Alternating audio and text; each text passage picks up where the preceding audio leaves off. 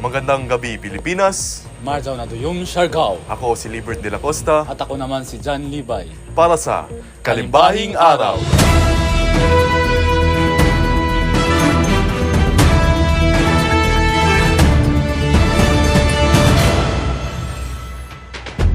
Sa ulo ng mga nagbabagang balita, Pangulong Ferdinand Marcos Jr. inanunsyo ang airport project sa Baler, Aurora.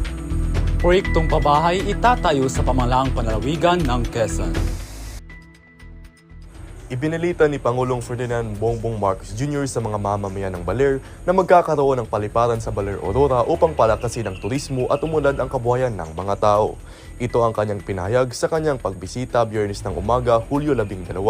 Naayos na niya ng Civil Aviation Authority of the Philippines o CAAP ang pagbili sa mga lupa na kailangan para sa itatayong paliparan. At sa Agosto, nakatakdang ilabas ang pondo para sa mga may-ari ng lupa na madadaanan ng proyekto at upang masimulan na ang konstruksyon ng paliparan. Sinabi ng Pangulo na binabalangkas na ang Baler Airport Development Project upang mas maraming turista ang bibisita sa lalawigan. At para sa ibang detalye, narito si Ninette Carriaga. Ninette?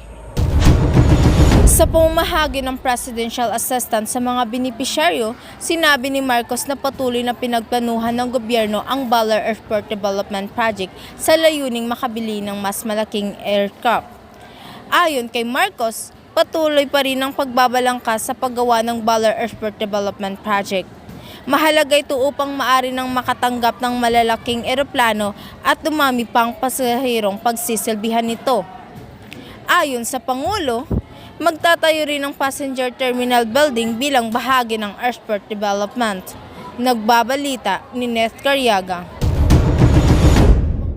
Bilang pagsuporta at pagtugon ng pamalang panlalawigan ng Quezon sa pangangailangan ng mga kababayang nagbalikloob sa pamalaan, inilunsad ni Gobernador Dr. Helen Tan ang Balikatan Village o bahay at lingap sa mga kababayang tumugon at nagbalikloob sa pamalaan sa Barangay Pamplona, General Nacar, Quezon.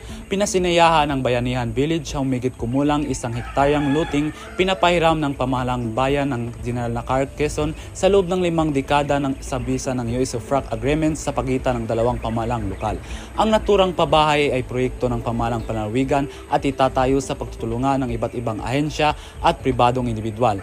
At sa ibang mga detalye, narito si MJ Dalayan. MJ? Naging katuwang sa paglulunsad ng naturang proyekto ang mga opisyalis ng iba't ibang ahensya ng gobyerno tulad ng Department of Labor and Employment, Armed Forces of the Philippines, Department of Interior and Local Government at ang lokal na pamahalaan ng bayan ng General Nacar.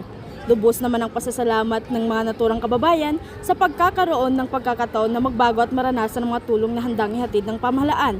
Kabilang ang mga tulong pangkabuhayan, edukasyon at serbisyong pangkalusugan. Ito ay patunay na ang mga serbisyo at programa ng pamahalaang panlalawigan ng Quezon ay para sa lahat lalo't higit sa mga nararapat at higit na nangangailangan. Kasabay ring naisagawa ang groundbreaking para sa pagtatayo ng halfway house facility at ang paghatid ng tulong pinansyal mula sa Department of Interior and Local Government.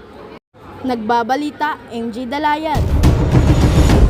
Yun lang po sa araw na ito. Muli, ako si Libert de la Costa At ako naman si John Libay. para sa Kalimbahing Araw. Balitang walang pinapanigan. Serbisyong totoo lamang. Magandang gabi, Pilipinas!